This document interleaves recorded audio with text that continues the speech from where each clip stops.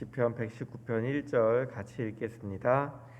행위가 온전하여 여호와의 율법을 따라 행하는 자들은 복이 있으며. 아멘. 오늘은 시편 119편이 워낙 절수가 많아서요. 먼저 시편 119편이 어떤 시인지 설명을 드리려고 합니다. 시편 119편이요. 독일어 성경에 보면 하나님의 말씀에 대한 찬양과 사랑과 및 그 말씀의 능력과 활용에 관한 그리스도인의 황금 입문서, 이런 제목이 붙어 있어요. 굉장히 길죠? 하나님의 말씀에 대해서 찬양하고 사랑하고 말씀의 능력을 어떻게 활용할 것인지 그리스도인이라면 알아야 되는 그런 말씀이다라는 제목이 붙어 있습니다. 그래서 오늘 시는요, 하나님의 말씀을 주제로 하고 하나님의 말씀에 대해서 뜨거운 열정이 잘 표출되어 있는 시인데요, 분류상으로는 지혜로운 시다, 그래서 지혜의 시에 속하는 시입니다. 본 시의 저자가 누군지, 언제 지어졌는지는 아무도 몰라요. 그렇지만 본 시의 저자가 천재인 사람인 것 같아요. 왜냐하면 오늘 그 시편이요, 117편이 얼마 전에 읽었던 117편이 가장 짧은 장이었다 그러면 오늘 시편은 가장 성경에서 긴 장이에요. 176절까지 있는데 이걸 어떻게 지었냐면 이 시의 이름이 알파벳 시 또는 답관체 그렇게 돼 있어요. 답관체란 말은 그 머리를 밟다는 뜻이거든요. 순서대로. 우리로 말하면 이 알파벳 C가 A로 시작하고 B로 시작하고 C로 시작하고, 우리로 말하면 기억으로 첫 번째 짓고 니은으로 짓고 디귿으로 짓고.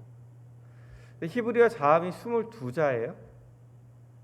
그러면 22절을 이제 그 각각 그 자음 순서대로 지은 게 아니라 그 각 그 기억에 해당하는 그 알렙에 해당하는 거에 대해서 8절, 니은에 해당하는 거에 대해서 8절, 디귿에 해당하는 거에 대해서 8절, 각 그 단어마다 자음마다 8절씩 해서 시를 지은 거예요. 그러니까 시인이 머리도 굉장히 좋지만 말씀에 대해서 깊이 묵상함이 없으면 그렇게 지을 수가 없는 거죠. 그래서 제가 예를 한번 들어드릴게요. 우리나라 시에서 가나다 사랑시라는 걸 제가 찾아봤어요. 한번 가 하고 운을 띄워주시면 제가 가를 읽고 나 하시면 제가 나를 읽을게요.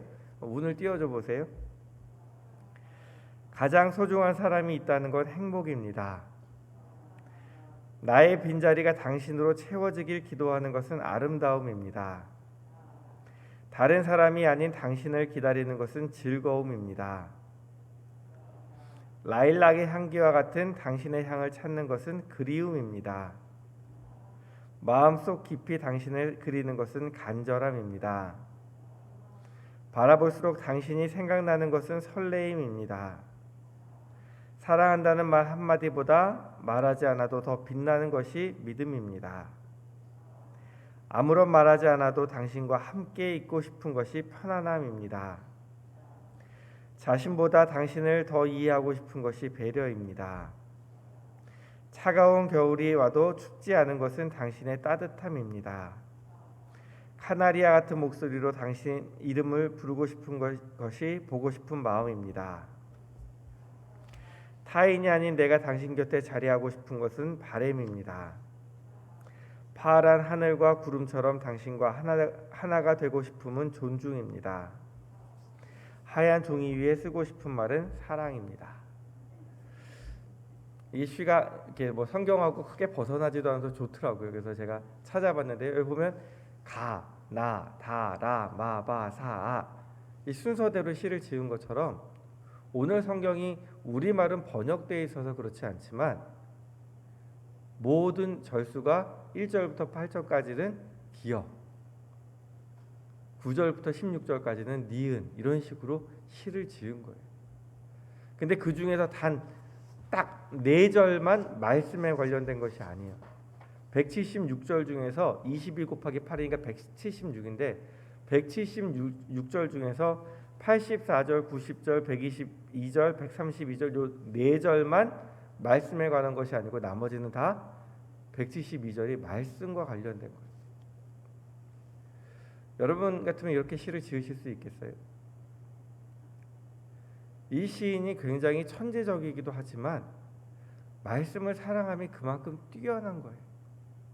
하나님의 말씀을 얼마나 사랑하는지 172절을 하나님의 말씀에 대해서 지은 사람입니다. 근데 이 시인이 강조하고자 하는 것이요, 말씀이 얼마나 소중한 것인지, 말씀이 우리 삶에 얼마나 필요한 것인지, 말씀이 얼마나 값진 것인지를 이야기하고 있어요. 근데 이것은 예수님 당시 바리새인들처럼 율법으로 사람들을 올가매려고 하는 율법적인 이야기를 하는 게 아니에요. 하나님의 말씀을 사랑하기 때문에요, 사람의 삶의 그 신앙의 기초가 바로 어디서부터 시작하냐면 말씀에서 시작하고 있다는 것을 이야기하고 있어요. 그래서 하나님의 말씀을 신뢰하고 하나님의 말씀에 순종하고 더 나아가서는 내 생각과 다를 때는 하나님의 말씀에 복종하겠다라는 그런 내용을 담고 있습니다. 그래서 이거를 한번 그 내용을 분석해 보면요, 176절을 8 단락으로 나눌 수 있는데요. 먼저 1절에서부터 16절 말씀이 복과 행실의 기준인 말씀을 향한 사모와 순종과 복종에 무엇이 있다고요? 주황색 글씨 열정이 있다고요. 그죠? 보면 이제 분홍색 글씨 잘 살펴보세요. 열정, 강구, 열정, 강구 계속 반복돼요. 17절에서 48절 말씀은 말씀을 사모하는 자가 말씀에 의지하여 올리는 간구들.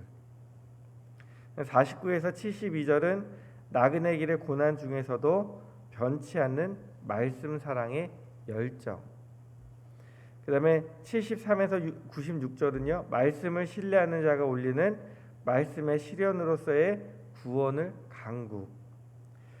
97에서 120절은요, 명철과 희락의 원천이요 심판의 기준인 말씀 사랑의 열정.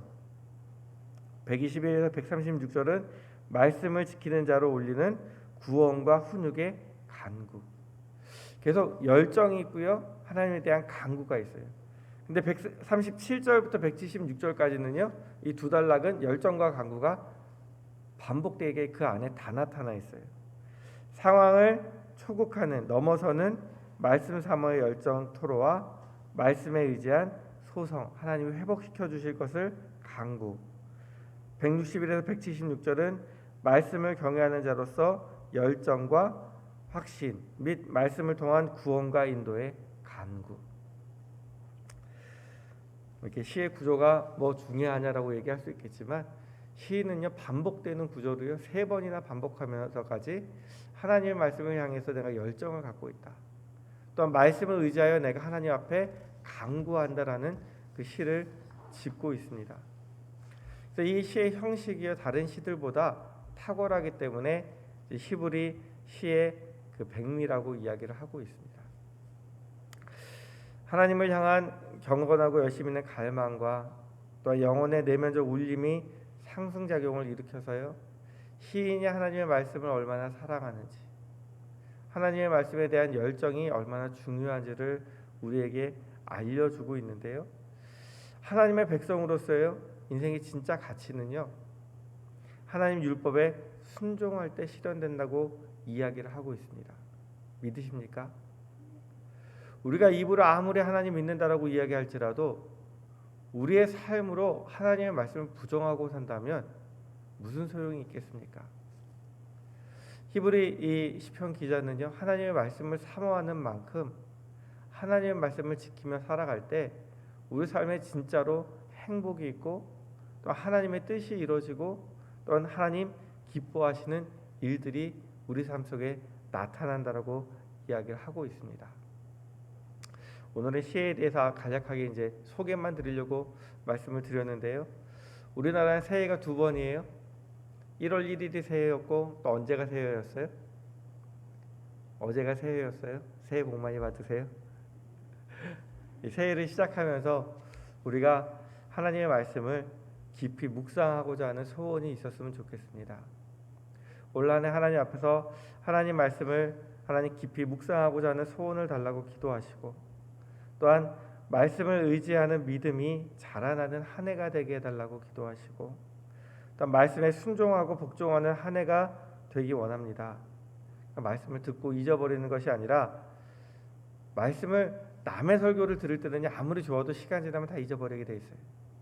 근데 내가 깊이 묵상하고 나한테 와닿은 말씀은요, 시간이 지나도 잊어버리지 않아요.